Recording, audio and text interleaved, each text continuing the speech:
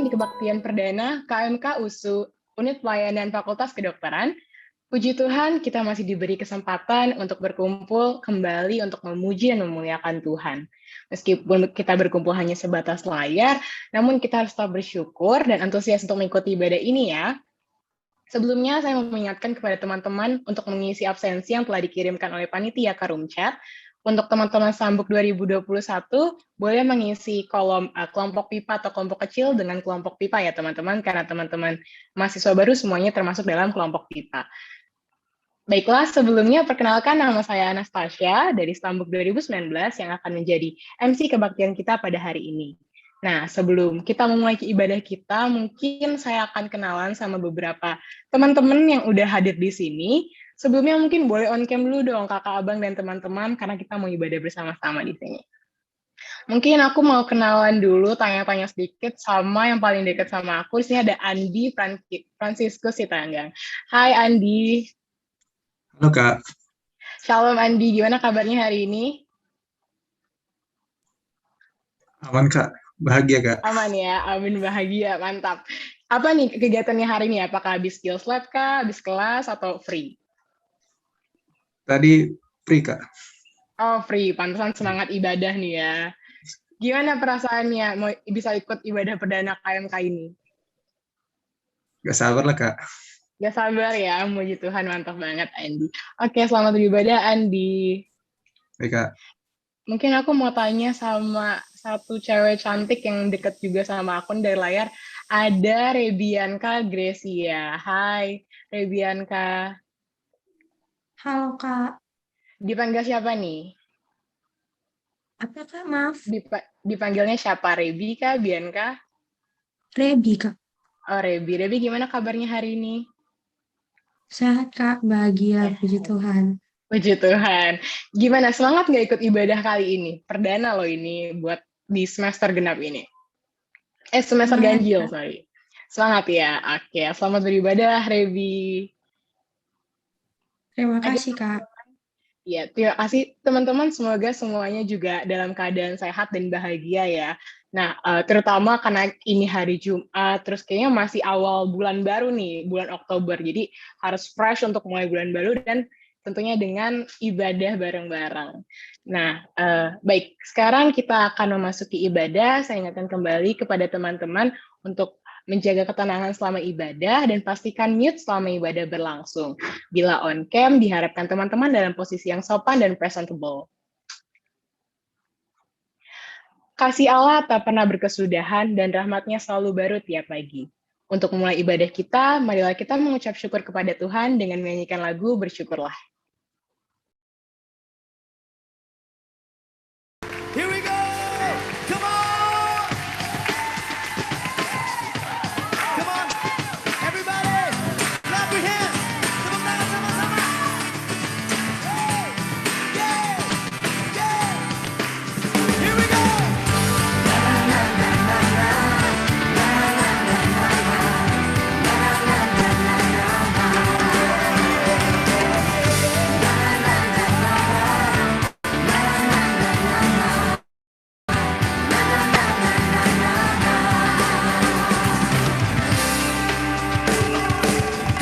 Haleluya, ku memuji-Mu Tuhan, karena kasih-Mu tak berkesudahan. Dia yang bernafas memuji Sang Raja, di atas gunung dan di dalam samudra. Semua tanganku ku angkat padamu, mensyukuri rahmat yang Kau beri. Hatiku memohon bagimu, selamatku baru setiap pagi. Semuanya bersyukurlah kepada Tuhan, sebab Dia baik, sebab Dia baik. Bahwa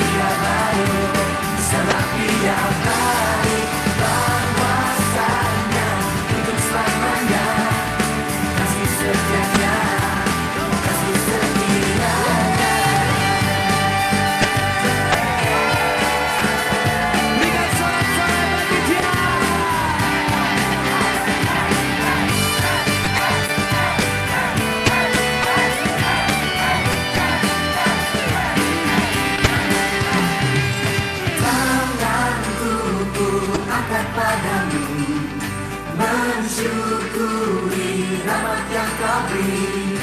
Kakiku melompat bagimu, sebab namamu baru setiap pagi. Semuanya katakan, bersyukurlah kepada Tuhan, sebab Dia baik, sebab Dia baik.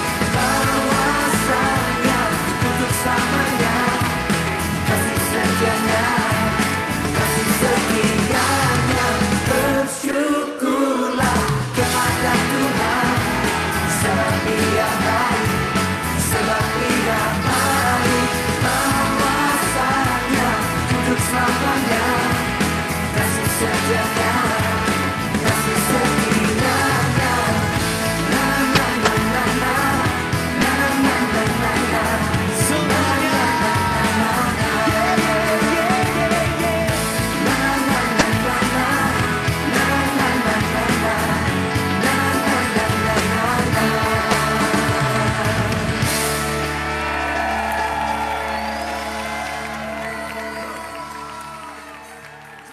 Mari teman-teman kita bersatu di dalam doa.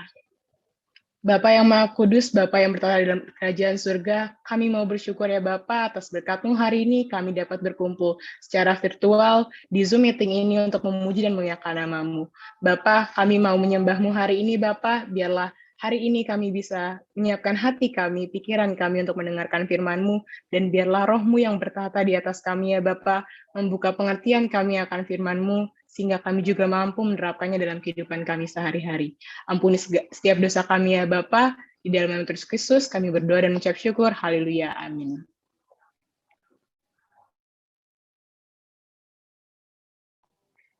Kasih Tuhan tiada duanya. Kala kita terjatuh, tangan Tuhanlah yang menolong. Ia memberi jawaban bagi setiap seru doa kita. Tuhan kita begitu ajaib, begitu dahsyat, dan marilah kita menyembah dan bernyanyi, Aku Percaya. Di akhir lagu, kami mengundang Bang Benyaris untuk membawakan khotbah.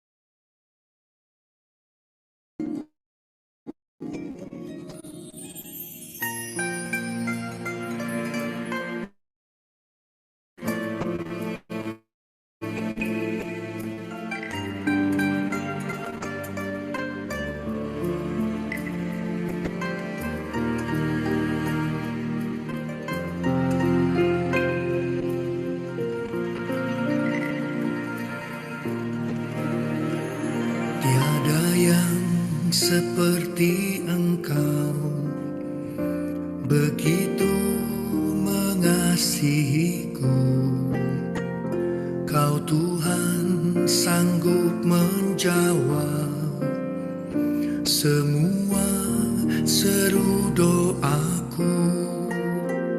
Tiada yang seperti Engkau begitu mengasihiku, Kau Tuhan sanggup melawan seluruh kehidupanku. Aku percaya Tuhanku ajaib, Kau turun tangan memulihkanku. Aku percaya Tuhanku dahsyat, Kau turun tangan memberkatiku.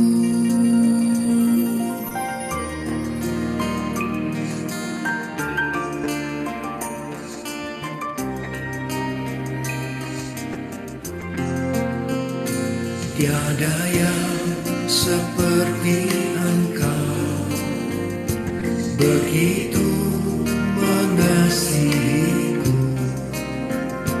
Kau Tuhan sanggup menjawab semua seru doaku. Tiada yang seperti Engkau begitu mengasihiku,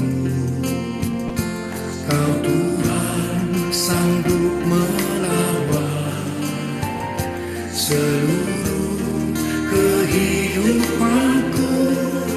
Aku percaya Tuhan ku ajaib, kau turun tangan memulihkanku.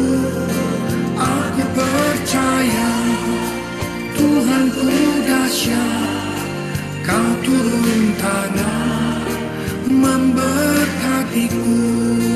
Aku percaya Tuhan ku ajaib, kau turun tangan memulihkanku.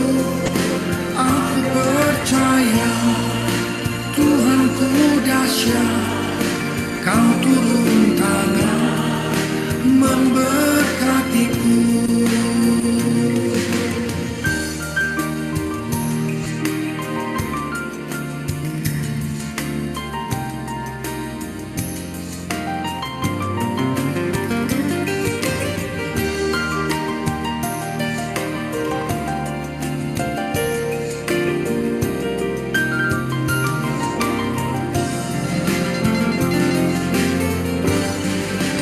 Aku percaya Tuhan ku ajaib, kau turun tangan memulihkanku. Aku percaya Tuhan ku dahsyat, kau turun tangan memberkatiku. Kau turun tangan memulihkanku. Kau turun tangan memberkatiku. Kau turun tangan menyembuhkanku.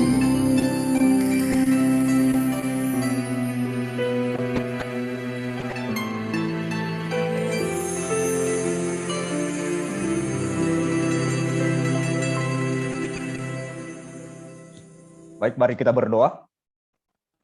Lawatan kasih Tuhan, lawatan cinta Tuhan, itulah yang kami nikmati, itulah yang kami alami senantiasa hadir di dalam perjalanan hidup kami, untuk menopang kami, untuk memulihkan kami, untuk menghiburkan kami, untuk menguatkan kami, bahkan untuk mengajari dan menuntun kami, domba-dombamu ya Tuhan.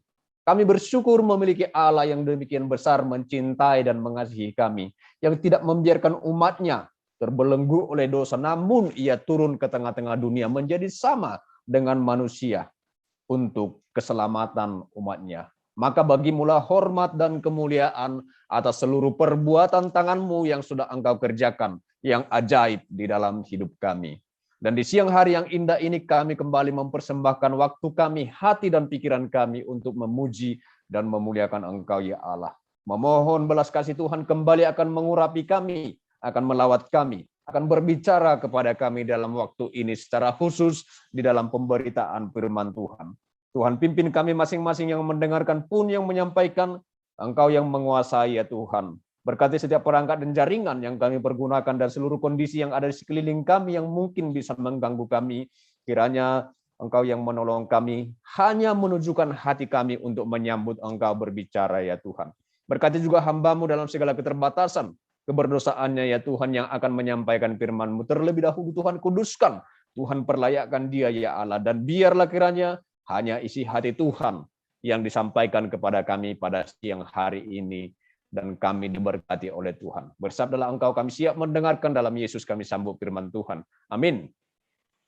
Baik, saudara-saudara yang dikasihi oleh Tuhan, sebelum kita membaca firman Tuhan, karena ini kondisi online, memohon barangkali MC nanti siapa tahu suara saya tiba-tiba hilang atau gimana, silakan bersuara ya.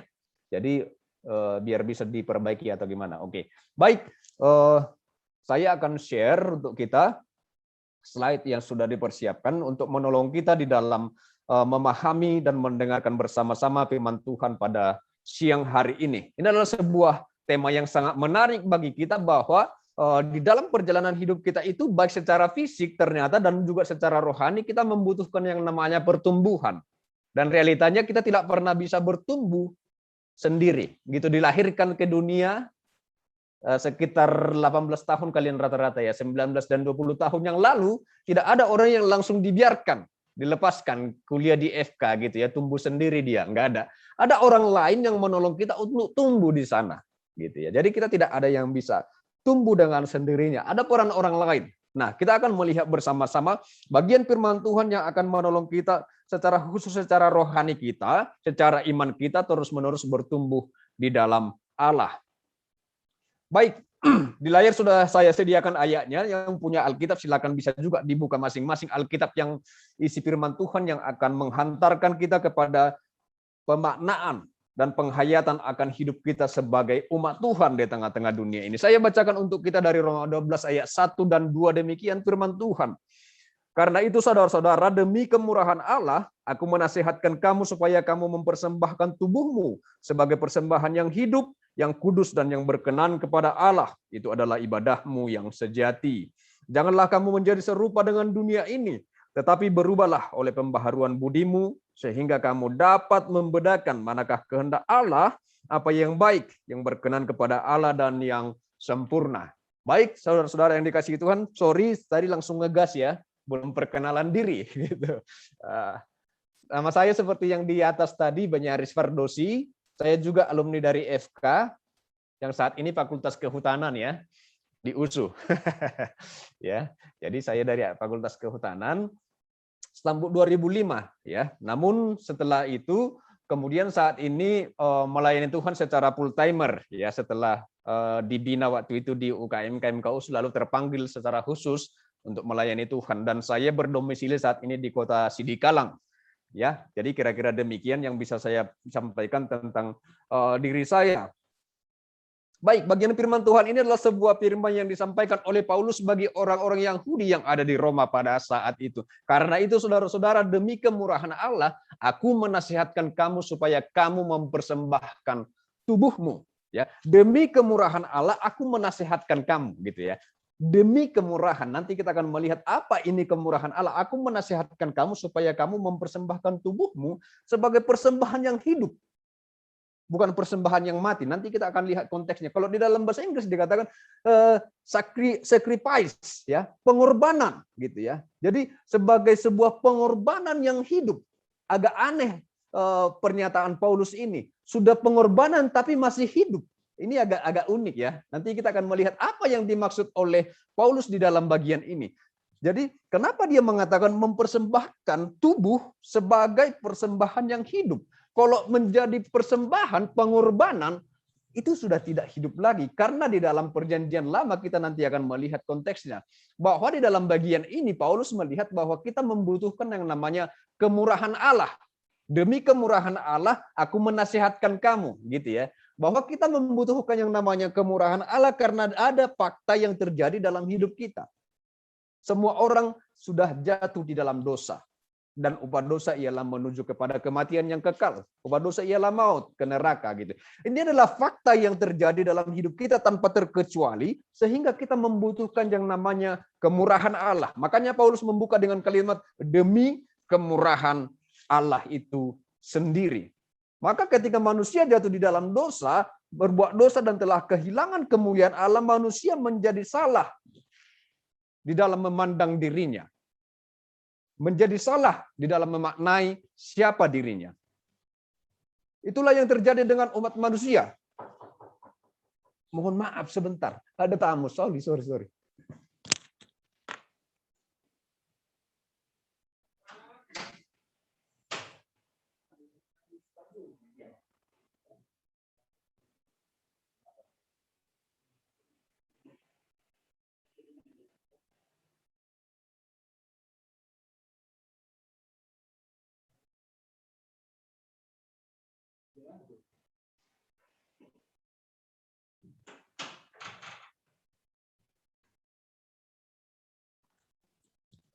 Maafkan saudara, ini kelemahannya kalau kita di online ini ya, mau tiba-tiba ada yang mengetuk pintu, ada yang tiba-tiba ini. Oke, sorry ya. Baik, kiranya tidak mengganggu konsentrasi kita dan sukacita kita. Baik, jadi di dalam realita itu manusia menjadi salah di dalam memandang dirinya. Mungkin ada di antara kita yang mewakili dua gambar apel ini. Yang satu sebenarnya dia sebegitu baik, mungkin orang lain mengagumi kita, pengen jadi diri kita, enak kali jadi dia. Tapi realitanya ketika kita bercermin, melihat diri kita di hadapan cermin, kita seperti sangat buruk. Justru kita menolak diri kita di saat yang sama orang lain ingin memiliki apa yang kita miliki. Rambut yang kita punya, wajah yang kita punya, jurusan saat ini yang sedang kita miliki. Atau barangkali sudah masuk fakultas kedokteran masih pengen lagi karena universitasnya bukan yang ini kian gitu ya. Saya tidak tahu apakah ada di antara adik-adik mahasiswa baru yang demikian gitu. Atau di sisi yang kedua begitu juga. Sebenarnya dia punya banyak kekurangan tapi kepedean gitu ya. Kepedean gitu. Jadi ini adalah dua hal yang sangat-sangat menjadi realita bagi manusia saat itu dan hingga saat ini. Maka dengan demikian kita membutuhkan yang namanya kemurahan Tuhan. Baik kita sebagai mahasiswa fakultas kedokteran, atau apakah kita nanti akan lulus menjadi dokter yang besar di Indonesia. Atau sebagai seorang yang memiliki followers yang banyak di Instagram. Tetapi realitanya ini adalah sebuah bingkisan yang sering kita lakukan untuk mendapatkan penerimaan. Ada orang-orang yang melakukan banyak hal supaya dia diterima oleh Tuhan termasuk dan diterima oleh sekelilingnya. Tapi faktanya adalah kita tetap membutuhkan yang namanya kemurahan Tuhan. Ibadah-ibadah yang sering kita lakukan, kita berharap itu akan bisa melunasi dosa-dosa kita. Tapi realitanya adalah kita tetap membutuhkan yang namanya kemurahan Tuhan. Kalau kita membaca di dalam kitab Imamat, konteksnya waktu itu, demi kemurahan Allah aku menasihatkan kamu supaya mempersembahkan tubuhmu sebagai persembahan, living sacrifice gitu ya. Jadi kalau di dalam kitab Imamat, kalian bisa nanti membaca sendiri. Setiap kali ada orang melakukan dosa, di sini dikatakan kepada Musa, katakanlah kepada orang Israel, apabila seorang tidak dengan sengaja berbuat dosa dalam suatu hal yang dilarang Tuhan, dan ia memang melakukan salah satu daripadanya, maka jikalau yang berbuat dosa itu imam yang diurapi sehingga bangsanya turut bersalah, haruslah ia mempersembahkan kepada Tuhan karena dosa yang telah diperbuatnya seekor lembu jantan. Bahkan di situ sangat dipaparkan oleh penulis kitab Imamat. Setiap kali kita berbuat dosa, kita harus memberikan kurban. Kita harus memotong lembu, memotong merpati, memotong tekukur sesuai dengan kemampuannya masing-masing. Jika dia orang miskin tidak bisa juga memberikan yang namanya tekukur, bahkan tepung yang tidak beragi harus dipersembahkan kepada Tuhan. Sampai sedemikian bahwa harus ada pembayaran yang kita lakukan setiap kali kita jatuh dalam dosa. Itulah konteks daripada ayat yang disampaikan oleh Paulus ini. Jadi setiap kali seseorang jatuh dalam dosa harus ada kurban. Harus ada hal yang harus dibayarkan kepada Tuhan untuk menghapus dosa-dosanya itu. Jadi kalau misalnya ini seekor lembu, dia harus dibagi dua sedemikian rupa, lalu diletakkan di satu sisi dan di sisi yang lain. Nah, orang yang memberikan kurban ini akan berjalan melalui korbannya ini. Lembu kurbannya ini. Jadi dengan sebuah janji begini, jika aku mengulangi lagi dosaku, maka seperti hewan inilah aku akan binasa. Itulah sebenarnya makna yang ada di dalam ibadah itu sendiri. Tetapi realitanya orang Israel dalam perjalanannya membuat kurban itu menjadi hanya sebatas ritual semata. Tanpa diikuti oleh sebuah penyesalan. Yang penting udah aku kasih kok, udah bisa itu melunasi dosa-dosaku. Yang penting aku sudah ke gereja kok, itu sudah bisa melunasi dosa-dosaku. Yang penting aku sudah berbuat baik seminggu ini memberikan bingkisan kepada orang-orang yang terdampak COVID, itu sudah bisa melunasi dosa-dosaku. Itu adalah hal yang juga merembet sampai ke kita saat ini. Kita berpikir setiap usaha-usaha kita yang baik itu bisa untuk membayar dosa-dosa kita. Tapi dalam realitanya itu tidak akan pernah bisa. Jika ditimbang, kebaikan dan dosa kita tidak akan pernah bisa untuk melunasinya. Selalu dosanya lebih berat. Kalau dibuat semacam diagramnya selalu lebih tinggi daripada kebaikannya. Mungkin kita melakukan kebaikan hari ini 5, tapi besoknya kita melakukan 10 dosa. Karena realitanya itulah yang terjadi dengan kita. Apa realita yang terjadi dengan kita adalah benar yang disampaikan oleh Paulus dalam Roma 7 ayat 19. Sebab bukan apa yang aku kehendaki yaitu yang baik yang aku perbuat, melainkan apa yang tidak aku kehendaki yaitu yang jahat yang aku perbuat. Karena realitanya kita seringkali berjanji akan mengabdi kepada Tuhan, akan beribadah kepada Tuhan, tidak akan lagi mengulangi dosa kita yang lama. Tapi realitanya kita jatuh di dalam dosa. Saya sering mengalami ini di dalam awal-awal pertumbuhan rohani ketika mendengarkan khotbah, benar sekali. Besok enggak lagi. Tapi realitanya jatuh. Karena tarik-menarik antara keinginan daging dan keinginan roh di dalam diri kita. Mustahil kita bisa menang atas kuasa dosa. Karena begitu kuatnya kuasa iblis yang menguasai kita. Sehingga ketika kita hanya berjuang untuk memberikan kurban-kurban yang kita lakukan, kurban yang mati itu tidak akan pernah bisa menuntaskan persoalan hutang dosa kita. Tidak akan pernah bisa menuntaskan persoalan yang sudah membeli hidup kita, yaitu upah dosa ialah maut. Inilah sebuah realita yang terjadi yang tidak bisa kita pungkiri. Saya tidak tahu apakah cuma saya yang paling berdosa di dalam ruang Zoom ini, gitu ya. Masing-masing kita adalah orang-orang yang berdosa tanpa terkecuali. Maka tanpa terkecuali juga semuanya membutuhkan yang namanya kemurahan Tuhan, kemurahan Tuhan. Maka apa itu kemurahan Tuhan? Apa rupanya wujud daripada kemurahan Tuhan itu sendiri kepada umat manusia? Jadi demi kemurahan Allah. Jadi dikatakan tadi dalam bahasa Inggris, mercy, kemurahan. Jadi kemurahan itu kalau diterjemahkan adalah begini. Apa yang pantas aku terima, aku tidak mendapatkannya.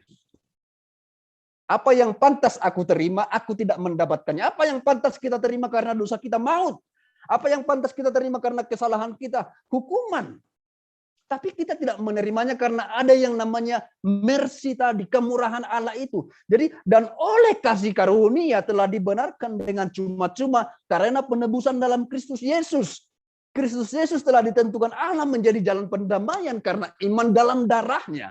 Hal ini dibuatnya untuk menunjukkan keadilannya. Jadi, keadilan Allah yang harusnya kita terima, kita tidak menerimanya. Yaitu hukuman itu. Karena ia telah membiarkan dosa-dosa yang terjadi dahulu pada masa kesabarannya. Jadi ketika kita terus-menerus di dalam dosa, maka ujung daripada ini tidak ada kecuali kepada penghukuman yang kekal. Tapi ada yang namanya mercy, kemurahan Allah. Sehingga kemurahan Allah itu yang harusnya kita terima, tidak kita terima, dia sendiri menerimanya. Makanya dalam Roma 5 di pasal sebelumnya disampaikan kembali oleh Paulus. Roma ini sangat syarat dengan doktrin keselamatan. Akan tetapi Allah menunjukkan kasih-Nya kepada kita oleh karena Kristus telah mati untuk kita. Ketika kita masih berdosa. Lebih-lebih karena kita sekarang telah dibenarkan oleh darah-Nya, kita pasti akan diselamatkan dari murka Allah. Sebab jikalau kita ketika kita masih seteru diperdamaikan oleh Allah oleh kematian anak-Nya, lebih-lebih kita yang sekarang telah diperdamaikan. Artinya apa? Ada dua kata kunci yang disampaikan oleh Paulus di sini. Tadi adalah mercy. Lalu bagian yang kedua adalah ini. Kasih karunia itu kalau di dalam bahasa Inggris disebut dengan grace. Jadi kasih karunia ini adalah kebalikan daripada mercy. Kalau mercy tadi adalah apa yang pantas ku terima, yaitu penghukuman, aku tidak menerimanya. Tetapi kasih karunia adalah kebalikannya. Apa yang tidak pantas kita terima, kita menerimanya. Apa yang tidak pantas kita terima karena dosa, kita tidak pantas masuk surga. Tetapi kita menerimanya. Karena apa? Karena Kristus menjadi kurban persembahan yang mati di kayu salib untuk menuntaskan persoalan itu. Persoalan keselamatan, persoalan pintu surga hanya bisa dituntaskan dengan Kristus yang mati di kayu salib. Tidak dengan kurban-kurban yang kita persembahkan dari kurban dosa-dosa kita. Hanya Kristus sendiri yang melunasinya. Jadi inilah wujud kemurahan Allah. Sehingga kita sering mengingat liturgi sekolah minggu kita. Karena begitu besar kasih Allah akan dunia ini. Sehingga ia telah mengurniakan anaknya yang tunggal. Supaya setiap orang yang percaya kepadanya tidak binasa melainkan beroleh hidup yang kekal. Jadi di dalam wujud kemurahan Allah itu, kita pantas menerima keadilan Tuhan. Bahwa kesalahan harus dihukum. Tetapi kasih-Nya membuat kita tidak menerima wujud keadilan Tuhan itu. Dia tidak ingin kehilangan. Itu artinya kasih ya. Jadi kalau kasih tidak mau kehilangan. Kalau saya sangat mengasihi orang tua saya tidak mau kehilangan mereka. Enggak ada di antara kita yang mengatakan kepada pacarnya, I love you bang, cepatlah kau mati ya. Enggak. Itu bukan kasih. Kasih itu tidak mau kehilangan. Demikian juga Tuhan tidak menginginkan satu pun di antara umatnya masuk ke dalam neraka. Karena kasih-Nya. Tapi di sisi lain Allah itu adalah Allah yang adil. Dia harus menghukum sebuah kesalahan. Itu adalah atribut yang tidak bisa ia lepaskan. Maka di dalam kematian Kristus, kasih dan keadilannya berjalan bersama-sama. Jadi dan keselamatan tidak ada di dalam siapapun juga selain di dalam Kristus. Jadi bukan di dalam kurban-kurban yang kita berikan itu, bukan di dalam persembahan yang kita berikan lewat GoPay dan segala macamnya itu, bukan yang kita transferkan itu, bukan itu, tetapi hanya di dalam Kristus yang sudah menuntaskan persoalan itu di kayu salib. Sebab di bawah kolong langit ini tidak ada nama lain yang diberikan kepada manusia yang olehnya kita dapat diselamatkan. Jadi kalau kita memberikan kurban di dalam perjanjian lama itu, harusnya itu diikuti dengan sebuah komitmen bahwa aku akan terus mengabdikan diriku kepada Tuhan. Tapi realitanya orang Israel gagal dan gagal dan gagal, dan kita juga demikian. Saya sangat yakin di antara kita ini, selain bercita-cita masuk fakultas kedokteran, semuanya bercita-cita juga masuk surga. Saya sangat yakin kita tidak titik sampai di fakultas kedokteran, habis sampai di situ. Makanya dikatakan oleh Tuhan Yesus, tidak ada gunanya seorang pun memperoleh seluruh dunia ini jika ia kehilangan nyawanya. Tidak ada gunanya. Konteksnya waktu itu adalah orang-orang menginginkan Yesus melakukan banyak mujizat saat itu. Mujizat penyembuhan, memberi makan 5.000 orang. Tapi Yesus berkata, tidak ada gunanya aku akan tinggal di tengah-tengah dunia ini sebagai manusia terus-menerus. Lalu kalian puas dengan mujizat-mujizat, tapi kemudian kalian masuk neraka. Tujuanku turun ke tengah-tengah dunia bukan itu, tapi menuntaskan persoalan dosa yang hanya aku sendiri yang bisa menuntaskannya. Sehingga Yesus berkata, apa gunanya seorang memperoleh seluruh dunia? Karena waktu itu orang Israel menginginkan, kalau kita membaca di dalam perjanjian lama, Yesus kan dinubuatkan menjadi raja atas Israel yang akan melepaskan mereka dari perbudakan, dari penjajahan Romawi. Jadi setelah kita Maleakhi, pasal yang bagian yang terakhir di dalam perjanjian lama, ada kan di situ sepanjang 400 tahun, supaya kita paham konteksnya, tidak ada muncul nabi. Jadi dalam masa 400 tahun ini, peralihan menuju perjanjian baru, tidak ada muncul nabi. Seolah-olah Tuhan telah meninggalkan bangsanya karena mereka gagal menjadi umat Tuhan. Lalu dalam masa inilah orang Romawi menjajah. Jadi seolah-olah Tuhan tidak pernah muncul lagi berbicara melalui nabi. Lalu kemudian di dalam konteks penjajahan ini muncullah Yesus yang sangat biasa ini, sehingga mereka gitu. Jadi mereka menginginkan Yesus terus-menerus melakukan mujizat, tapi Yesus berkata tidak ada gunanya seorang pun memperoleh seluruh dunia ini. Tidak ada gunanya kita lulus dari kedokteran lalu titik sampai di sana, lalu kita kehilangan nyawa kita. Dan menginginkan kita masuk di dalam kehidupan yang kekal. Maka teman-teman yang dikasihi oleh Tuhan Yesus, inilah kemurahan. Inilah wujud kemurahan yang kalau kita baca di dalam Alkitab paling real, paling nyata.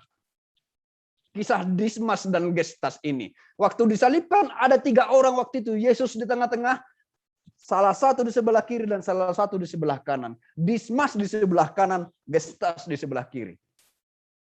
Kalau karena kebaikan-kebaikan si Dismas ini, apakah dia masih bisa turun dari salib melunasi dosa-dosanya? Yang di sebelah kiri mengolok-olok Yesus. Kalau engkau Tuhan, kalau engkau berkuasa, selamatkanlah dirimu dan kami. Itu pernyataan dia. Tetapi Dismas berkata, kita layak untuk dihukum di sini. Wujud keadilan. Tetapi kemudian dia berkata, ya Tuhan, kalau engkau sampai di dalam kerajaanmu, ingatlah aku. Kata Dismas pada waktu itu. Maka kalau karena kebaikannya Dismas ini sudah pasti tidak masuk surga. Lalu respon Yesus apa? Hari ini juga aku bersama-sama dengan engkau di dalam Firdaus. Yang pertama kali Yesus sampaikan ini bukan kepada 12 muridnya, tapi justru kepada orang pendosa yang paling berdosa. Kalau ada orang yang sampai disalibkan pada saat itu sangat-sangat besar kesalahannya. Justru yang mendapat tiket pertama itu adalah Dismas yang di sebelah kanannya itu. Itulah kemurahan Tuhan. Jadi hanya darah Yesus, hanya Kristus sendiri yang bisa menuntaskan persoalan dosa itu. Maka Dismas mendapat bagian itu ketika dia membuka hatinya untuk Kristus. Karena itu saudara-saudara yang dikasihi oleh Tuhan Yesus. Sebab kamu tahu 1 Petrus 1 ayat 18 dan 19. Ini semakin menekankan betapa hanya kemurahan Tuhan yang bisa menuntaskan. Sebab kamu tahu bahwa kamu telah ditebus dari cara hidupmu yang sia-sia, yang kamu warisi dari nenek moyangmu. Itu bukan dengan barang yang fana, bukan pula dengan perak atau emas, melainkan dengan darah yang mahal, yaitu darah Kristus yang sama seperti darah anak domba yang tak bernoda dan tak bercacat. Yesus telah mengambil jalan yang sangat-sangat rendah dengan disejajarkan seperti domba sembelihan. Oleh karena itulah lunas. Makanya salah satu ucapan Yesus di kayu salib apa? Sudah selesai, sudah tuntas. Kubayar dengan darahku. Karena apa? Kurban-kurban yang dilakukan oleh manusia itu tidak akan pernah bisa menuntaskan persoalan dosa. Tidak akan bisa membuat mereka masuk ke dalam kerajaan Tuhan. Hanya darah Yesus satu-satunya jalan itu. Dan ini sebuah panggilan bagi kita masing-masing. Saya punya konsep ini di waktu yang lama sebelum berjumpa dengan Kristus. Dari lahir saya sudah menjadi orang Kristen. Tetapi konsep saya adalah mempersembahkan kurban dari tangan saya, memberikan persembahan, beribadah, melakukan kebaikan-kebaikan. Ibadah hari Minggu supaya terhapus dosa selama seminggu ini. Realitanya tidak akan pernah bisa. Karena dosa terus-menerus mengikat manusia. Oleh karena itu, bukan berarti ketika kita sudah diselamatkan oleh Tuhan, kita maka bebas untuk berbuat dosa. Ada seorang anak yang nanya gini, kalau gitu bang kayak dismas aja kita, pas mau mati aja kita terima Yesus, gitu kan. Ya udah selama hidup kita berbuat dosa aja sepuas-puasnya. Pas mau mati ya udah terima Yesus, gitu. Jadi berbuat jahat terus-menerus. Realitanya apa? Dismas beruntung memiliki waktu berjumpa dengan Kristus di terakhir kematiannya. Realitanya kan kematian itu kita tidak ada yang tahu, seperti pencuri pada malam hari katanya. Artinya apa? Menunda keselamatan itu tidak bisa. Saya tidak tahu apakah kalian pernah mendengar kawan kalian atau siapa yang sebelum mati dia dapat WA dari surga. Siap-siap ya. Gitu. Jadi terima Yesus seperti Dismas gitu.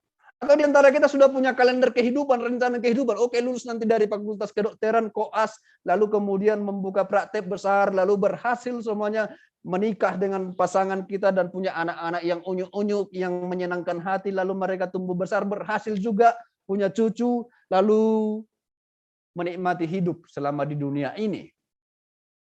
Umur 90 kurang, udah bisa kayaknya ya, udah menikmati lah, udah cukup lah, sampai 90, jadi umur 90 kurang 5 menit pasang alarm untuk terima Yesus gitu ya.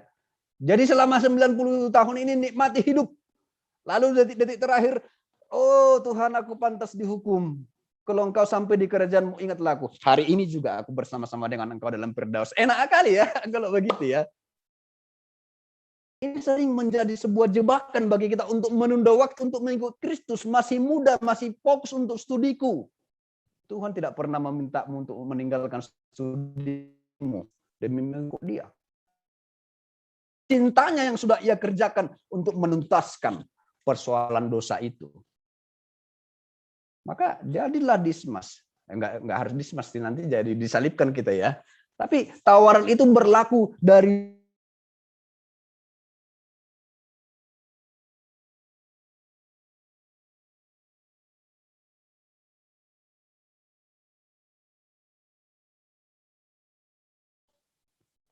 sangat sederhana ya.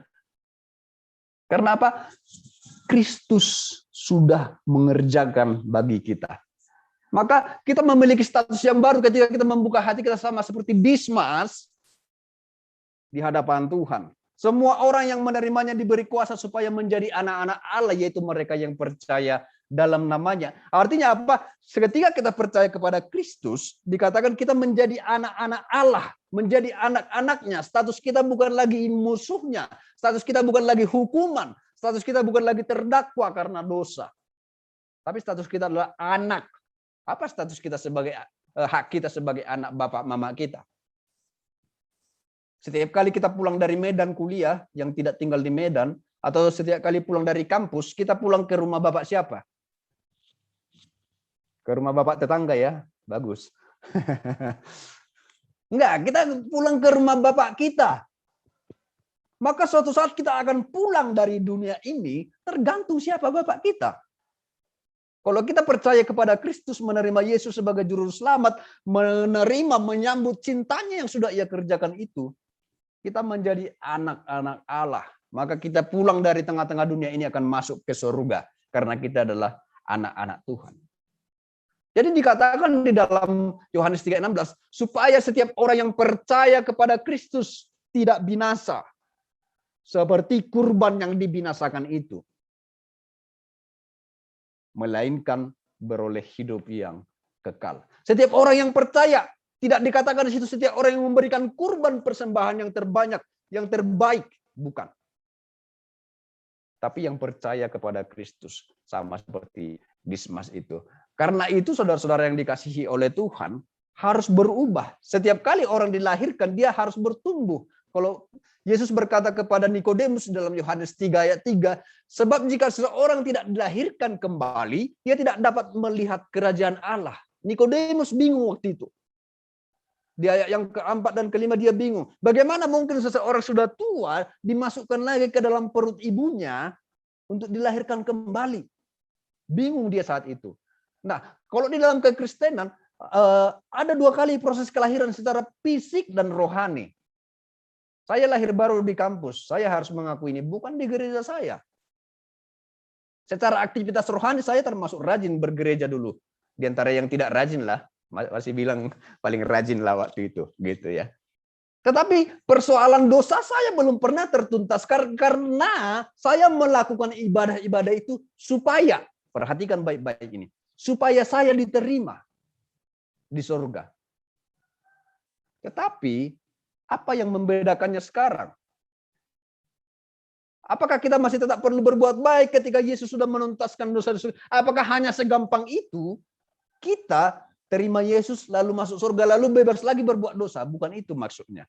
Ketika saya lahir di dalam keluarga saya tidak di rumah kami itu tidak ada daftar peraturan 100 peraturan supaya sah menjadi anak perdosi.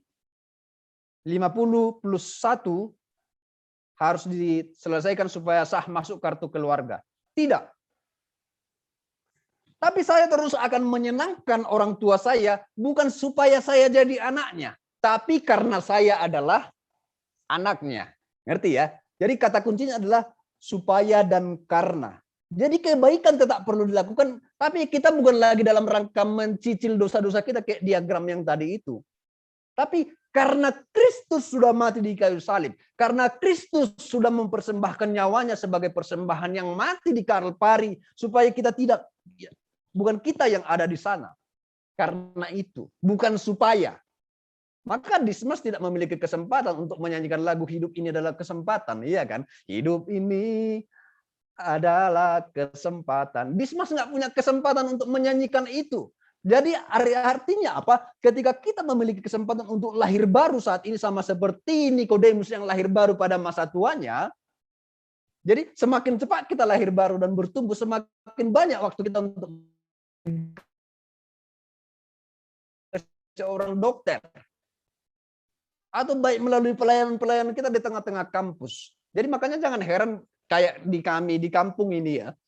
Banyak bapak-bapak orang Batak kalau pertanyaan di rumahnya takut bikin doa gitu kan. Jadi selalu mamaknya yang disuruh homa gitu ya. Karena apa? Secara fisik mungkin dia tuh sudah berumur tapi secara rohani belum lahir baru. Seperti Nikodemus itu. Jadi ada orang yang lahir baru masa mudanya gitu dia. Jadi karena itu saudara-saudara yang dikasihi Tuhan, bukan berarti kita akan menunda untuk mengikut Kristus. Maka sebagai seorang yang sudah lahir di dalam keluarga kerajaan Allah, harus ada yang namanya tumbuh, harus berubah. Berubah yang mana? Apakah seperti bunglon? Yang kalau hari Jumat beribadah, ya udah seperti orang lain, aku beribadah. Kalau hari Minggu beribadah orang Kristen, aku juga beribadah. Ingat tidak semua yang mengeong adalah kucing, tapi kucing pasti mengeong. Tidak semua orang yang beribadah adalah anak Tuhan, tapi anak Tuhan pasti beribadah. Itu maksudnya. Jadi kita beribadah di dalam rangka bukan supaya menjadi anak-anak Allah lagi saat ini, tapi karena kita adalah anaknya, karena Kristus sudah menyelesaikan bagi kita. Jadi berubah yang mana yang dimaksud? Ada pertumbuhan, metamorfosis gitu ya. Ada pertumbuhan demi pertumbuhan. Jadi tidak ada di sini, sorry kalau saya sebut nama yang ada di layar ya. Misalnya Bang Andi begitu lahir tidak langsung daftarkan ke FK gitu kan. Enggak, ada yang namanya proses tumbuh. Kalian lebih tahu apa 4 sehat 5 sempurna supaya bayi bertumbuh dengan baik. Gitu lahir enggak langsung dikasih BPK kan gitu ya. Udah lahir, cucok, beli dulu panggang gitu. Enggak. Dikasih ASI, dikasih bubur, dikasih makanan-makanan ringan sampai kemudian disuap-suapi lalu kemudian bisa makan sendiri, bisa ngambil nasi sendiri, bisa masak sendiri dan kita ngasih makan orang tua kita. Itulah proses tumbuh. Makanya kerohanian kita juga demikian. Jadi tidak ada orang ketika percaya kepada Yesus hari ini langsung sempurna hidupnya, pulang nanti ke rumah bahasanya rohani semua gitu ya. Shalom Pak gitu ya. Seperti firman Tuhan. Nomor saya do gitu ya. Enggak, tapi ada proses tumbuh. Imun kita tidak langsung kuat terhadap dosa, tetapi tidak lagi membatalkan status kita sebagai anak Allah. Jadi ketika saya menyakiti hati orang tuaku, apakah itu membatalkan statusku sebagai anak mereka? Tidak. Tapi bukan karena itu membatalkan statusku sebagai anaknya jadi suka-suka aku. Enggak. Setiap kali aku membuat orang tuaku berduka, diam-diam aku curi-curi pandang. Kok tega kali aku ke mamaku ya? Kok harus gitu tadi omonganku? Selalu ada penyesalan gitu ya. Karena kita tidak ingin menyakiti mereka. Tapi realitanya kita menyakiti mereka karena apa? Karena levelnya masih itu. Maka supaya kita semakin tahu mana yang baik, mana yang benar, kita harus makan. Iya kan? Janganlah kamu menjadi serupa dengan dunia ini, tetapi berubahlah oleh pembaharuan budimu, sehingga kamu dapat membedakan manakah kehendak Allah, apa yang baik, yang berkenan kepada Allah dan yang sempurna. Artinya apa? Pengenalan saya sama orang tua saya tidak terjadi gitu lahir. Oh ini bapakku yang berkumis ini. Enggak. Siapapun yang cium mau, siapapun yang gendong mau, gitu kan. Kita juga semua seperti itu. Tapi sekarang kan masih mau siapapun yang cium mau. Enak aja gitu ya. Enggak lagi. Itu terjadi karena apa? Seiring dengan pertumbuhan. Hidup bersama dengan orang tua kita membuat kita, oh ini bapakku. Yang itu namboruku. Jadi tahu gitu ya. Jadi karena apa? Karena ada pertumbuhan yang terjadi di sana. Coba kalau kita langsung ditelantarkan, kita nggak tahu siapa kita bahkan di tengah-tengah dunia ini. Gitu. Kita nggak tahu siapa orang tua kita. Bahkan diri kita tidak akan tahu. Jadi orang tua kita itu menghendaki kita serupa dengan mereka, mirip dengan mereka, bukan mirip dengan tetangga. Kalau mirip dengan tetangga mungkin gitu lahir dititip kita ke tetangga kan. Gitu. Demikian juga Allah karena kita adalah anak-anaknya, ia menginginkan kita supaya serupa dengan dia, bukan dengan dunia. Serupa dengan dia, bukan dengan iblis. Oleh karena itu, kita membutuhkan yang namanya pertumbuhan. Sehingga kita semakin mengenal apa kehendak Allah. Bagaimana saya semakin mengenal orang tua saya kalau melihat mukanya agak datar, nggak berani minta uang. Tapi dulu waktu kecil ya gas saja terus karena kita nggak tahu ya mana membedakan gitu. Karena kita belum begitu mengenal dia gitu kan. Sama seperti persahabatan kita. Kalau teman kita lihat lagi apa, kita nggak berani mengganggu. Kalau pengenalan kita udah benar akan dia. Tapi pengenalan akan Tuhan tidak terjadi sekali, setahun, tapi bertahun-tahun. Saya mengenal Kristus tahun 2005. Sampai sekarang apakah saya sudah sempurna sehingga akan berkhotbah di sini? Bukan. Masih dalam proses tumbuh. Itulah kenapa terus membaca firman Tuhan. Itulah mengapa terus hidup di dalam Tuhan supaya terus bertumbuh di dalam Dia, bukan supaya masuk surga. Gitu ya. Jadi sudah ada jaminan status anak Allah itu, tetapi ketika melakukan kesalahan tidak lagi membatalkan status itu. Paham ya? Tapi kita sedang dalam proses bertumbuh di dalam dia. Karena itu dikatakan oleh Paulus dalam 2 Korintus 5 ayat 17, jadi siapa yang ada di dalam Kristus, ia adalah ciptaan yang baru. Yang lama sudah berlalu, sesungguhnya yang baru sudah datang. Jadi ketika saya menerima Kristus tahun 2005 yang lalu, berarti sekarang usianya berapa ya? Sekitar 15 tahun. Sekitar segitulah. Jadi usia rohaniku masih 15 tahunan, masih remaja ya, gitu. Jadi masih ada dosa, masih. Itulah kenapa tidak berhenti untuk makan. Kecuali kalian seperti fisik kita ini, apakah kalian berhenti untuk sakit? Kita tidak ingin sakit, tapi realitanya kita sakit. Iya kan? supaya kita makin kuat imun kita terhadap penyakit, kita berikan makanan yang baik untuk tubuh kita, asupan. Seperti itulah kita supaya kuat melawan dosa, kita berikan asupan rohani yang baik dalam tubuh kita. Baca firman Tuhan, ikut dalam persekutuan. Terus berrelasi dengan Tuhan. Baik di dalam pagi sebelum beraktivitas maupun malam sebelum tidur. Itu adalah, jadi siapa yang ada dalam Kristus, ia adalah ciptaan baru. Jadi ketika 2005 aku menerima Yesus, maka 2005 ke bawah itu adalah cerita yang lama seperti sebuah buku tulis yang kosong.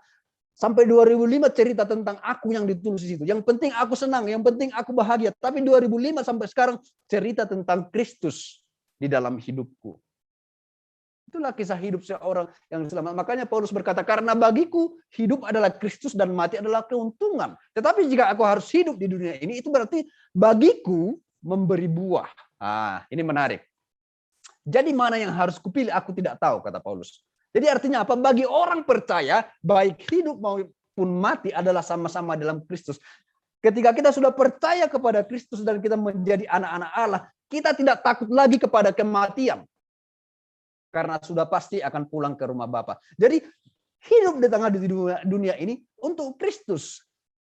Memberi buah yang baik. Kalaupun dipanggil artinya ya udah tuntas. Kita tetap bahagia hidup dalam kehidupan yang kekal. Jadi kematian tidak lagi menakutkan. Tapi kehidupan bukan lagi dikeluhkan juga karena ini kesempatan untuk memberi buah. Inilah prinsip hidup orang Kristen yang sudah ditebus oleh Kristus. Jadi aku tidak tahu mana yang harus kupilih, kata Paulus. Aku didesak dari dua pihak. Aku ingin pergi dan diam bersama-sama dengan Kristus. Itu memang jauh lebih baik. Jadi ini perhatikan baik-baik begini. Kenapa Paulus mengatakan jauh lebih baik untuk hidup diam bersama dengan Kristus? Karena perjuangan, karena penderitaan yang dia alami saat itu, waktu pemberitaan Injil, memang udah lebih baik bagiku untuk pergi. Jadi tidak perlu lagi menanggung derita ini. Tidak perlu lagi takut dengan COVID ini. Udahlah, udah pasti masuk surganya. Tetapi menarik kata kunci yang dipakai dia. Tetapi lebih perlu untuk tinggal di dunia ini karena kamu atas alasan dirinya udah lebih baik untuk mati aja masuk surga. Tapi ada kata lebih perlu demi alasan kerajaan Allah. Udah nggak apa-apa kalaupun aku harus menanggung derita di dunia ini demi kerajaan Tuhan, nggak apa-apa. Kalau Tuhan bilang aku harus hidup di dunia, aku siap juga gitu. Jadi baik kita akan mati maupun hidup, kita siap di hadapan Tuhan. Itulah sukacita bagi seorang Kristen sehingga kita tidak dihantui lagi oleh dosa-dosa masa muda kita. Enggak akan pantas aku masuk surga, aku akan masuk neraka, tidak lagi. Dan dalam keyakinan ini taulah aku akan tinggal dan akan bersama-sama lagi dengan kamu sekalian supaya kamu makin maju dan bersukacita dalam iman sehingga kemegahanmu dalam Kristus makin bertambah. Jadi artinya apa? Aku akan menjalani hidup di dunia ini untuk menjadi berkat. Itu pilihan Paulus. Jadi dia tidak menjalani hidup sebagai sebuah siklus ya karena manusia yang lain masuk ke dokteran, aku juga ikut ke sana karena yang lain jadi dokter ya udah. Itu hanya siklus, tapi ada pilihan sadar ketika dia mau hidup dalam Tuhan, mungkin akan ada penderitaan. Tapi dia bersedia menjalani hidup itu. Karena itu saudara-saudara ini kembali ke ayat yang tadi. Maka kita bukan lagi mempersembahkan tubuh sebagai persembahan yang mati. Tetapi mempersembahkan tubuh, kalau dikatakan di dalam bahasa aslinya peristemi, mengabdikan diri kepada raja. Jadi menjadi wujud pengabdian kita, gitu. Makanya ada lagu bahkan seluruh pengabdianku tidak cukup untuk membayar, gitu kan? Setiap kebaikan Tuhan. Gitu. Jadi mengabdikan diri kepada Tuhan sebagai persembahan yang hidup, karena persembahan yang mati itu sudah Kristus kerjakan. Menggantikan kita. Maka mulai hari ini sama seperti Paulus. Jika aku harus hidup untuk menjadi berkat bagi kemuliaan Tuhan. Maka saudara-saudara yang dikasihi oleh Tuhan, Tuhan tidak perlu lagi. Kita tidak perlu lagi untuk melunasi dosa-dosa kita sendiri. Karena Kristus sudah mengerjakannya bagi kita. Jadi hidup bagi Kristus. Dan jika pun mati kita akan merayakannya dengan rasa syukur. Hanya orang-orang yang kita tinggalkan aja yang kasihan. Gitu. Karena itu apa? Orang yang sudah dalam Kristus, Tuhan mengambil alih hidupnya. Jadi aku hidup bukan lagi aku yang hidup. melainkan Kristus yang hidup di dalam aku, dan hidupku yang kuhidup sekarang di dalam daging adalah hidup oleh iman dalam Anak Allah yang telah mengasihi aku dan menyerahkan dirinya untuk aku. Kalian pasti tahu lah gimana rasa sakit yang ditanggung oleh Yesus. Jadi inti daripada penyaliban sebenarnya bukanlah kematian itu sendiri, bukan. Tapi rasa sakit yang diderita oleh orang menjelang kematiannya. Kalau hanya untuk kematian, dia tidak perlu disalibkan.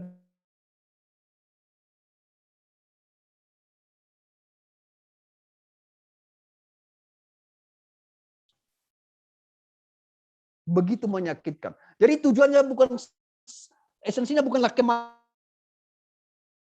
itu sendiri kita. Maka Kristus menggantikan kita untuk menanggung itu. Tangan kita yang berdosa, tangan yang dipaku. Kaki kita yang berdosa, kakinya yang dipaku. Kepala kita yang berdosa, dia yang kota duri. Apa? Kemurahan, wujud kemurahan Tuhan. Karena itu saudara yang dikasihi oleh Tuhan, bagaimana supaya kita semakin bertumbuh, maka kita harus menyerahkan diri kita kepada Tuhan. Yang pertama, mustahil seseorang bisa bertumbuh tanpa dia pernah lahir. Iya kan?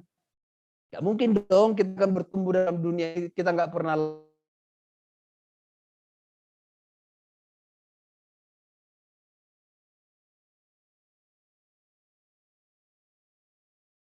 untuk Kristus.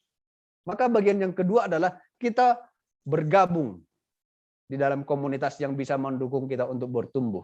Makanya kehidupan Kristus seperti bara api. Kita harus tetap dekat dengan orang Kristen lain agar apinya tetap menyala. Jadi kalau orang ini kita pisahkan satu-satu, cepat dia mati. Ya mungkin di antara kita ada imannya yang begitu kecil. Udah hampir redup, udah hampir habis. Lalu didekatkan dengan sesama yang juga redup, maka makin besar. Lalu datang lagi yang juga sesama redup, makin besar apinya. Atau datang satu orang yang lumayan besar apinya, sehingga apinya makin menyala. Itulah kebutuhan akan komunitas. Di kampus kita bersyukur Tuhan menghadirkan UKM-KMK USU, tempat kita bertumbuh dalam kelompok kecil dan ibadah seperti ini. Maka jangan jauhkan dirimu dari sana. Supaya imunmu makin kuat melawan dosa. Ada orang-orang yang hadir di sana untuk mendengarkan dirimu, mendengarkan keluhanmu, mendoakan engkau, menopang engkau, merangkul engkau. Mereka bukanlah orang-orang yang sempurna. Sama orang-orang yang berdosa yang sedang belajar meninggalkan dosa-dosanya. Makanya saya selalu berkata itu, komunitas Kristen secara khusus UKM-KMK USU adalah kumpulan para pendosa, para pembohong, para penggibah, para apa lagi? Para pengkhianat yang sudah ditebus oleh Kristus dan sedang belajar meninggalkan dosa-dosanya. Itulah itu. Jadi kadang-kadang beberapa orang merasa ada dua sisi. Cara orang melihat komunitas Kristen. Aku nggak layak datang ke situ. Dosaku masih banyak. Justru karena masih banyak dosa. Kita butuh dokter kayak kalian kan. Karena apa? Karena ada sakit. Gitu kan. Justru karena aku sakit lah aku membutuhkan dokter. Oh sehat kali aku, tolong larikan dulu aku ke rumah sakit. Nggak pernah itu. Gitu ya. Jadi justru karena kita berdosa, kita membutuhkan firman Tuhan untuk menjadi asupan bagi tubuh kita, bagi rohani kita supaya semakin bertumbuh. Jadi itu bukan kumpulan orang-orang yang sudah sempurna. Itu sisi yang lain. Tapi kemudian sisi yang lain adalah ketika sudah masuk, kayak gini rupanya orang-orangnya. Percuma anak Tuhan.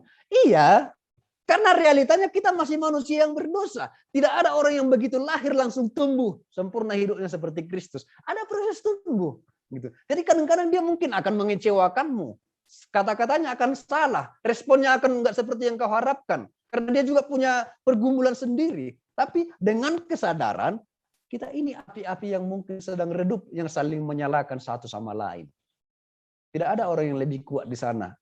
Tapi masing-masing bersatu dan bertumbuh bersama-sama di dalam Kristus. Itulah panggilan orang Kristen. Maka saudara yang dikasihi oleh Tuhan, apa yang menjadi responmu pada saat ini? Ketika sudah mendengarkan Kristus yang sudah menuntaskan dosa itu, demi kemurahan Allah. Jadi demi kemurahan Allah persembahkan tubuhmu. Demi Kristus yang sudah mati di kayu salib itu, persembahkan tubuhmu. Bukan demi supaya engkau masuk surga, bukan. Tapi demi kemurahan Allah, karena dia sudah menjadi jalan keselamatan bagimu, abdikan dirimu untuk dia. Maka apa yang menjadi responmu saat ini? Kristus berkata, ini sebuah panggilan Roma 10 ayat 9, jika kamu mengaku dengan mulutmu bahwa Yesus adalah Tuhan dan percaya dalam hatimu bahwa Allah telah membangkitkan dia dari antara orang mati, maka kamu akan diselamatkan. Jadi persembahan itu bukan lagi untuk diselamatkan, tetapi karena kita sudah diselamatkan oleh Kristus. Oleh karena itu, ini adalah undangan bagi kita yang mungkin belum secara pribadi mengalami kelahiran yang baru, menyambut Kristus dengan sungguh-sungguh untuk mengambil alih dirinya. Maka katakan, ganti kata kamu, mu, akhiranmu itu dengan namamu sendiri. Sebab jika Benyaris mengaku dengan mulut Benyaris bahwa Yesus adalah Tuhan dan percaya dalam hati Benyaris bahwa Allah telah membangkitkan dia dari antara orang mati, maka Benyaris akan diselamatkan. Tidak ada dikatakan, sebab jika Benyaris memberikan kurban persembahan yang banyak, memberikan persembahan yang tidak terhitung di transfer tiap minggu, bukan itu. Tapi mengaku dengan mulut dan percaya dalam hati, maka kamu diselamatkan. Sama seperti Dismas yang di sebelah kanannya itu. Tuhan menyambutmu dalam kerajaannya menjadi anak-anaknya. Oleh karena itu, saya mengambil waktu sejenak bagi kita. Mari sejenak merenungkan diri kita di dalam waktu ini. Bahwa Kristus sudah mengerjakan bagiannya di kayu salib. Memberikan dirinya, nyawanya sendiri sebagai kurban. Sembelihan seperti anak domba. Maka bagian kita, bagianmu adalah membuka hati dan menyerahkan dirimu kepada Tuhan. Kristus sudah mengerjakan cintanya. Maka pertanyaan sederhananya adalah, apakah engkau mau menikmati keselamatan yang sudah Kristus kerjakan itu? Saya tidak tahu di antara kita. Mungkin seperti saya di masa yang lampau. Selama ini lelah dengan dosa-dosa. Ingin meninggalkan dosa-dosa. Menyesal telah berdosa tapi jatuh lagi. Ingin lepas tapi jatuh lagi. Mungkin engkau berjanji hari ini. Tapi besok jatuh lagi. Dan bagianmu surga terlalu jauh untuk dicapai. Dan tidak akan pernah layak untuk ada di antara barisan orang-orang yang akan dipanggil Tuhan kelak pada hari penghakiman untuk masuk ke dalam rumahnya yang kudus itu. Atau mungkin engkau berusaha berbuat kebaikan-kebaikan, namun engkau tidak pernah merasa bahwa itu sudah cukup untuk menuntaskan hutang dosamu. Karena faktanya engkau melakukan lagi kesalahan yang sama, bahkan dosa yang lain yang mungkin lebih besar. Hari ini Tuhan menyambutmu. Marilah kepadaku semua yang letih lesu dan berbeban berat. Aku akan memberikan kelegaan kepadamu. Dan ia berkata, akulah jalan dan kebenaran dan hidup. Tidak ada seorang pun yang sampai kepada Bapa kalau tidak melalui aku. Kristuslah jalan itu. Maka jika hari ini kesempatan untuk menerima dia, katakan, aku mau mengikut Kristus di masa mudaku. 3 orang tersalib di Kalvari. 2 orang karena dosanya, tapi yang satu karena cintanya. Cintanya kepada orang-orang berdosa. Cintanya kepada saya dan Anda. Yang di sebelah kiri itu mengolok-olok Yesus. Tapi yang di sebelah kanan menyambutnya dan diselamatkan. Maka apa responmu hari ini terhadap undangan Yesus untuk datang kepadanya? Jika engkau mau berkata, aku mau mengikut Yesus, katakan dengan sungguh-sungguh, ya Yesus, aku mau mengikut engkau. Buka hatimu untuk Tuhan, supaya keselamatan yang sudah Dia kerjakan, engkau ambil bagian di dalamnya. Tanpa terkecuali, tidak ada dosa yang terlalu besar, sehingga tidak sanggup diampuni oleh darah Kristus. Dan juga tidak ada dosa yang terlalu kecil, sehingga tidak membutuhkan pengorbanan Kristus. Semua dosa sudah dibayar Yesus, lunas oleh darahnya. Karenanya bagianmu adalah menerima keselamatannya. Jika ya, katakan dengan sungguh-sungguh aku mau mengikut Yesus hari ini. Bagian yang kedua, jika engkau ingin bertumbuh di dalam Tuhan, imanmu ingin diperbaharui, engkau semakin kuat melawan dosa, maka ambil kesempatan saat ini dengan komitmen, aku mau bertumbuh di dalam Tuhan, melalui komunitas, baik itu di dalam pembinaan di kampus, atau di gereja, atau tempat-tempat di mana pertumbuhan imanku akan didukung.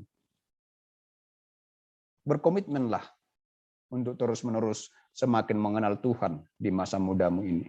Supaya hidupmu menjadi berkat, tidak berakhir dengan sia-sia. Supaya hidupmu menjadi kemuliaan bagi Tuhan, tidak berlalu dengan percuma. Apalah artinya kebanggaan itu?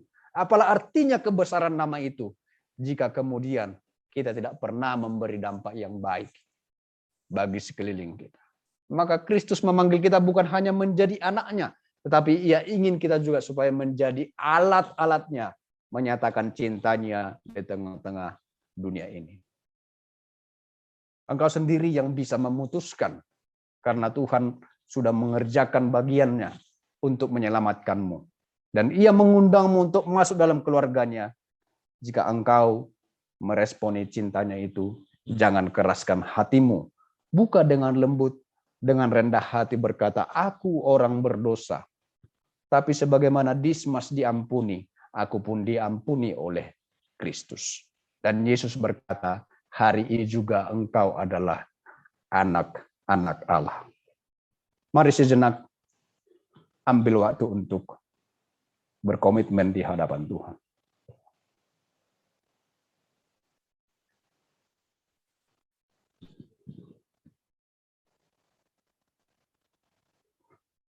Kami bersyukur ya Tuhan, bahwa kami tidak perlu lagi melunasi sendiri dosa-dosa kami. Karena Kristus sendiri yang begitu besar cintanya kepada kami, sudah melunasinya untuk kami ya Tuhan. Kami bersyukur punya Allah yang tidak meninggalkan kami ketika kami berdosa, ketika kami ingkar. Namun Engkau sendiri turun ke tengah-tengah dunia menjadi sama seperti manusia. Mengalami penyiksaan, mengalami rasa sakit, mengalami penyaliban, supaya kami diselamatkan. Syukur kepada Allah yang begitu besar cintanya kepada kami. Dan biarlah kiranya respon kami hari ini yang menyambut Kristus, Engkau teguhkan, Engkau kuatkan. Dan biarlah kiranya kami akan terus berjalan bersama-sama menuju keserupaan dengan Kristus. Supaya kami juga di tengah-tengah kesempatan Engkau berikan hidup di dunia ini, menjadi berkat bagi kemuliaan Tuhan. Kami lanjutkan ibadah ini, Tuhan terus kami permuliakan. Dalam nama Yesus kami berdoa. Amin.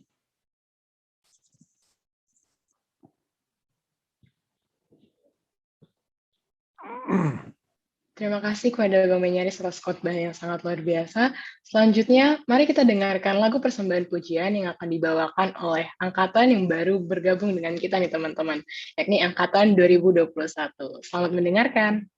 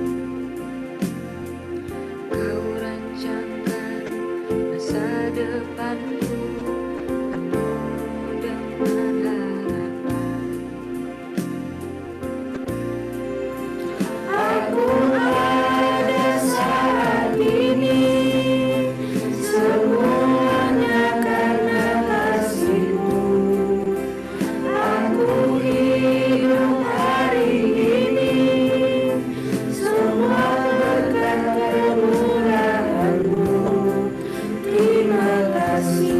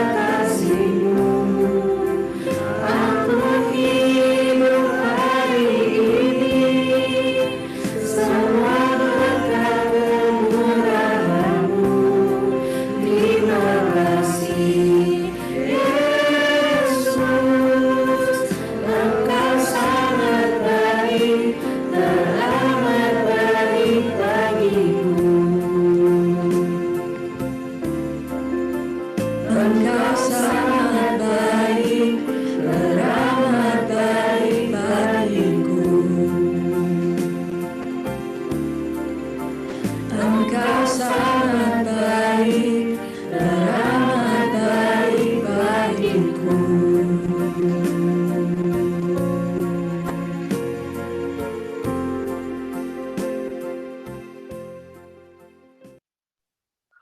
Wah, keren banget ya teman-teman persembahan pujian dari angkatan 2021.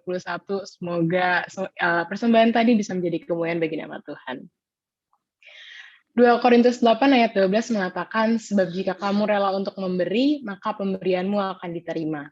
Kalau pemberianmu itu berdasarkan apa yang ada padamu, bukan berdasarkan apa yang tidak ada padamu.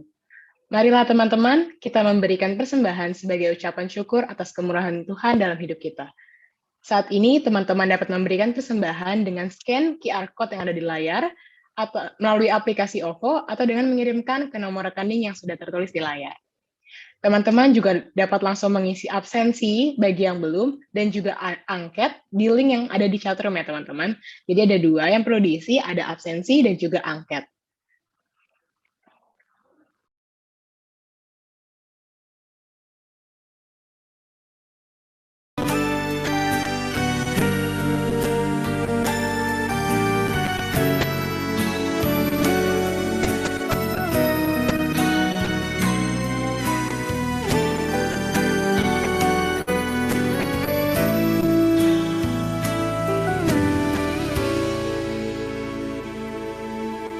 Bawa syukurku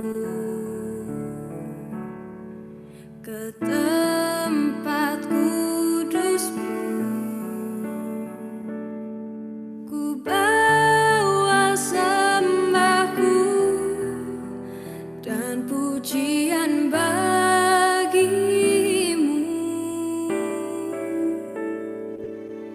Bapa.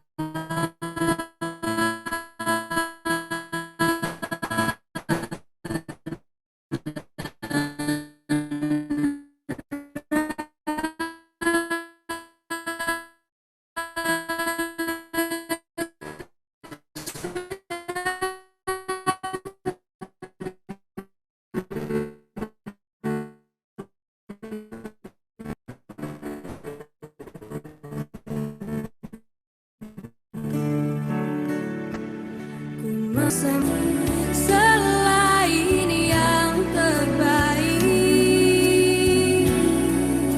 selamanya. Ku kan selalu menyembah-Mu. Ini persembahanku sebagai korban syukurku. Kerinduanku memuliakan-Mu sepanjang hidupku.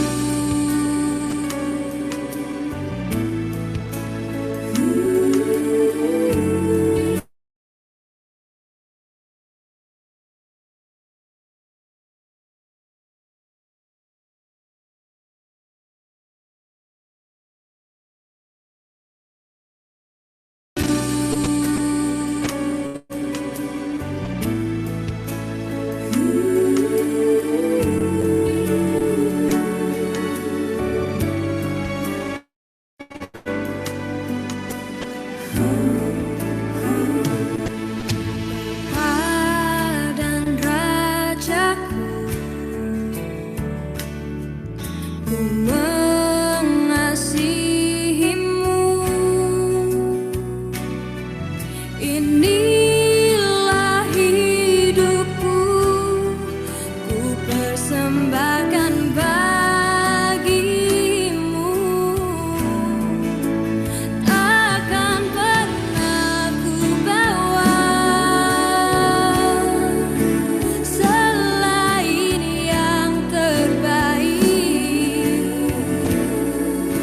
selamanya. Ku kan selalu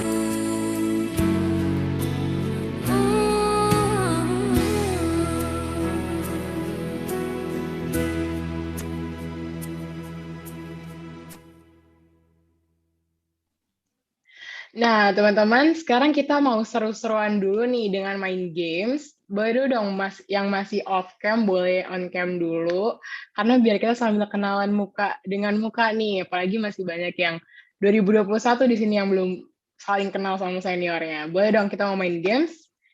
Games ini bukan sembarang games ya teman-teman, karena sebagian dari soalnya diambil dari khotbah yang sudah disampaikan sama Bang Benyaris tadi. Jadi kita bisa tahu nih siapa yang dengerin, siapa yang gak dengerin.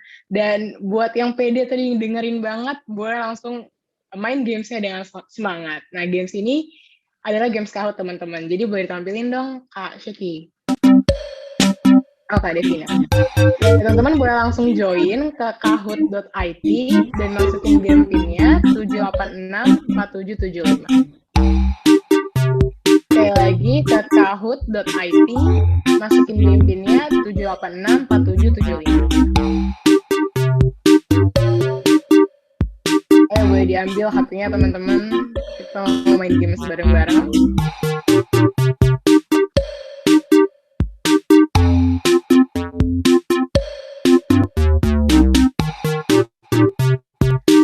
Jawablah, udah ada Andrew Ganteng di sini sama jawablah masa anak Tuhan. Del, hai Yuni, Kire. Ayo baru 9 orang nih dari 91 orang. Domba tersesat. Aduh, semoga habis dengar khotbah tadi udah komit ya teman-teman. Baik lagi. Salam penggibah bintang. Oke. Ayo, baru 23 teman-teman. Dari 90, aku tunggu 1 menit lagi deh. Intinya keren. Terima kasih. Prof Melki. Ayo, baru 30, aku tunggu nih sampai udah nggak ada yang masuk lagi. Nasi goreng. Baru 33. Ada lagi teman-teman yang mau join? Ayo, masih ditungguin. 1 menit lagi deh, sampai 1.33. 1.33. Ayo, 34.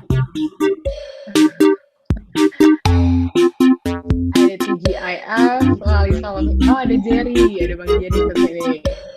Preman FK, waduh. Yang masalah lagi. Ayo, 30 detik lagi aku mau main. IP 4, suka banget rasa percaya dirinya ini ya. Kita cari nanti siapa ini. Bambang, KJD. Oke, kita tunggu sampai 1.33. Bentar lagi. Menantu ibumu, baik-baik. On cam ya teman-teman, aku pengen lihat nih nanti kalau yang menang gak on cam gak dapat hadiah. Ini ada hadiahnya ya teman-teman. Oke, mungkin kita udah bisa mulai nih Kak. Udah 50 orang, kita start aja.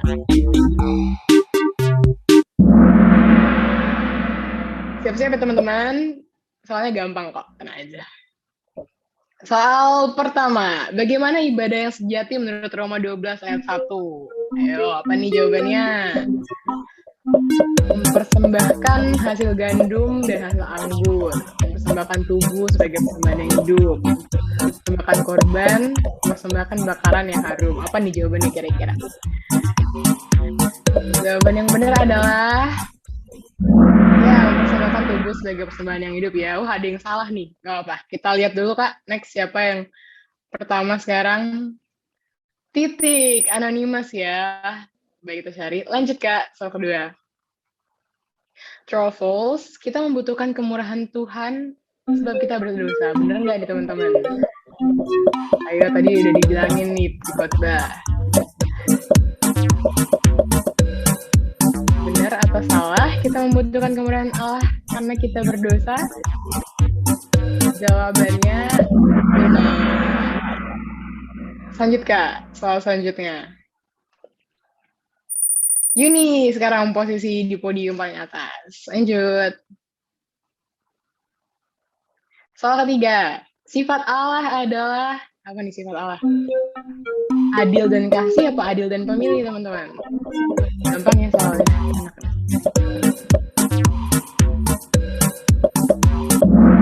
Wes, benar semua. Mantap semuanya mendengarkan firman berarti ya. Puji Tuhan. Lanjut Kak.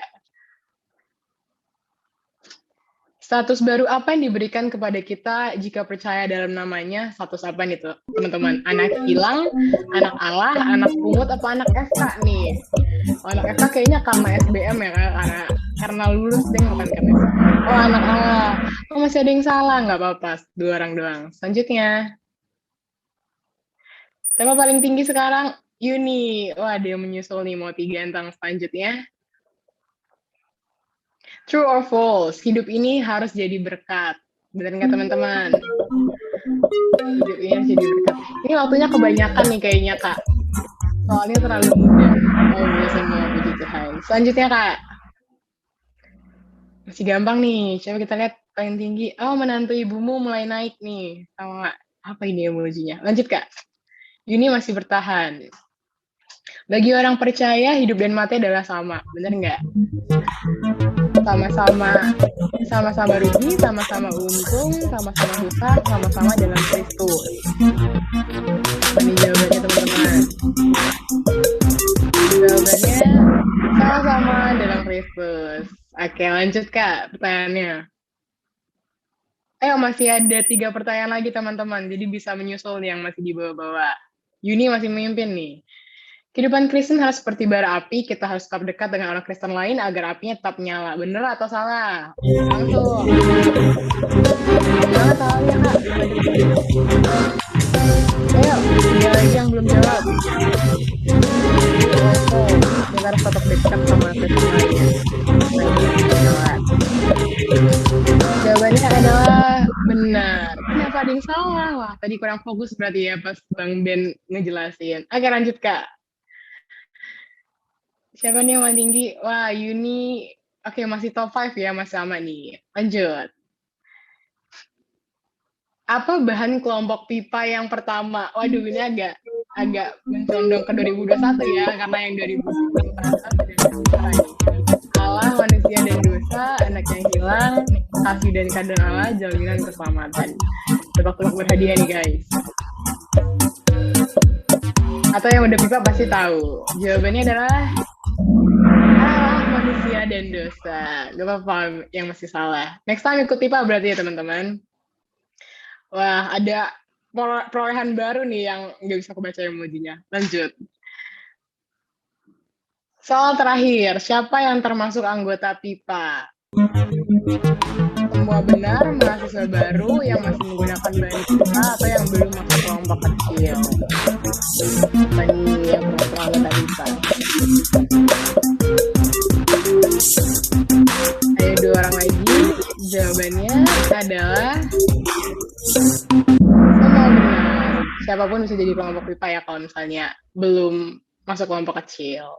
Oke, next, Kak. Siapakah pemenang dari soal... belum soal terakhir ya? Coba lanjut, Kak. Oh, ini soal terakhir ya, teman-teman. Komisi apa yang menyelenggarakan kebaktian di FKUSU? Hati-hati terjebak ya, teman-teman. Komisi keuangan, komisi pembinaan, komisi kebaktian dan peralatan, apa komisi ibadah? Hati-hati terjebak. Pasti banyak yang salah.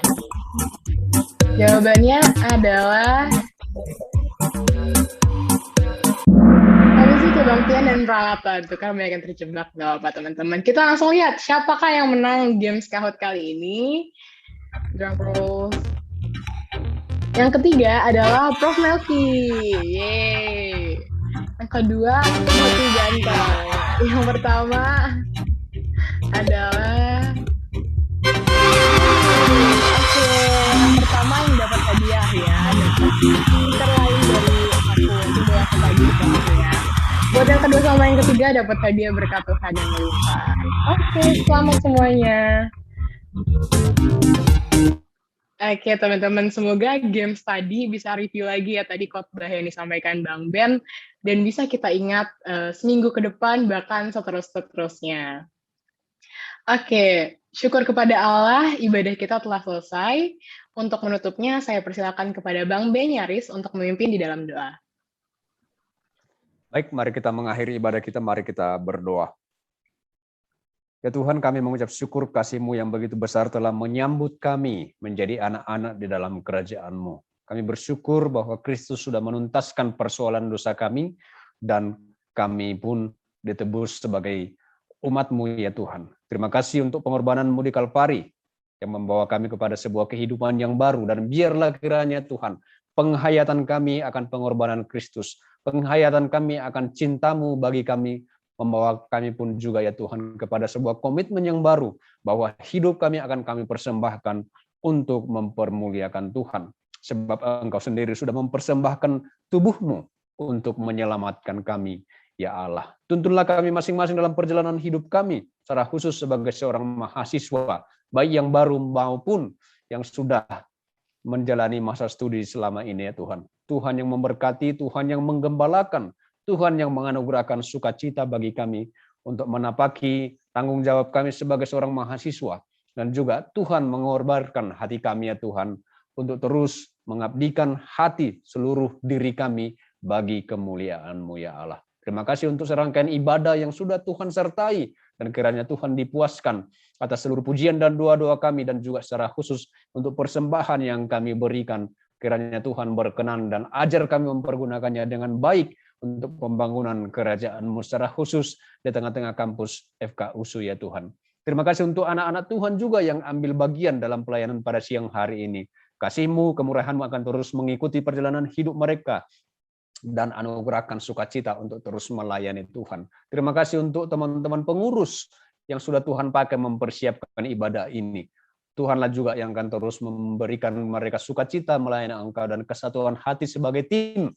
Engkau berkati ya Allah. Berkatilah setiap kami ya Tuhan, dan biarlah kiranya perjalanan hidup kami adalah perjalanan untuk semakin mengenal Tuhan, perjalanan untuk semakin mempermuliakan Engkau ya Allah. Biarlah kiranya Engkau yang akan menuntun kami secara khusus ya Tuhan, di tengah-tengah kondisi pandemi yang masih berlanjut. Engkau yang menjagai dan melindungi kami pribadi pun keluarga kami masing-masing, kami percayakan dalam anugerah Tuhan. Terima kasih ya Bapa, terpujilah Engkau yang sudah mengasihi kami, dan kami akhiri ibadah ini dengan bersama-sama berdoa seperti doa yang diajarkan oleh Tuhan Yesus kepada murid-muridnya. Kita berdoa. Bapa kami yang di sorga, dikuduskanlah nama-Mu, datanglah kerajaan-Mu, jadilah kehendak-Mu di bumi seperti di sorga. Berikanlah kami pada hari ini makanan kami yang secukupnya, dan ampunilah kami akan kesalahan kami, seperti kami juga mengampuni orang yang bersalah kepada kami. Dan janganlah membawa kami ke dalam pencobaan, tetapi lepaskanlah kami daripada yang jahat, karena Engkaulah yang mempunyai kerajaan, dan kuasa, dan kemuliaan sampai selama-lamanya. Amin. Kiranya kasih Tuhan yang akan terus menyertai kita di dalam menapaki perjalanan hidup kita di tengah-tengah dunia ini. Amin Bapa, terima kasih.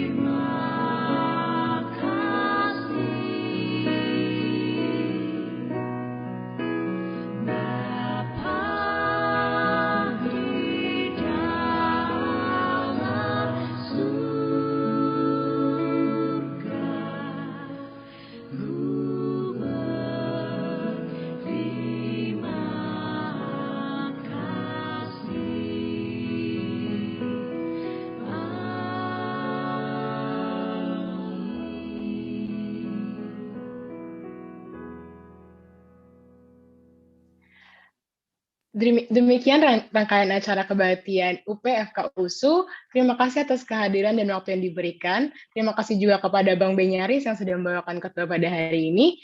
Sampai jumpa di kebaktian selanjutnya. Jangan lupa datang ke kebaktian KMK selanjutnya, teman-teman. Tuhan Yesus memberkati.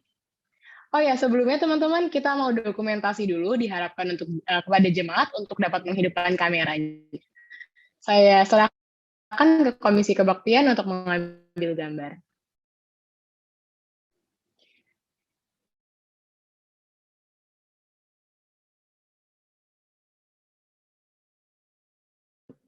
Baik, Kakak Abang dan teman-teman boleh menghidupkan kameranya agar diambil fotonya ya.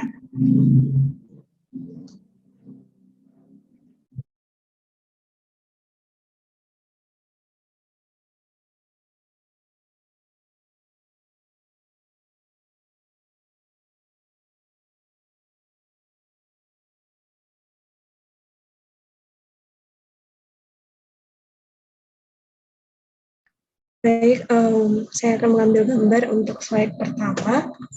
1, 2, 3. Sekali lagi, 1, 2, 3. Oke, untuk slide kedua. 1, 2, 3. 1, 2, 3. Oke, terima kasih teman-teman, Kakak Abang dan semuanya. Terima kasih semuanya. Sampai ketemu di kebaktian selanjutnya. Sudah well,